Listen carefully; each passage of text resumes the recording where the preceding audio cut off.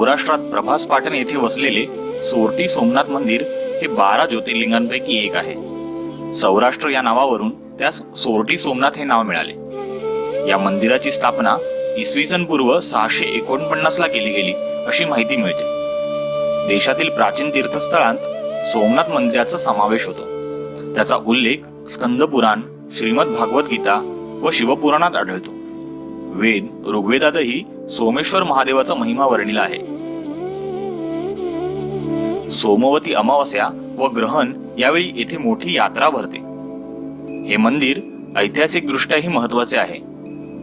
हे मंदिर इतके वैभवशाली होते की गजनीच्या मोहम्मदाने त्यावर अनेकदा आक्रमण करून ते लुटले।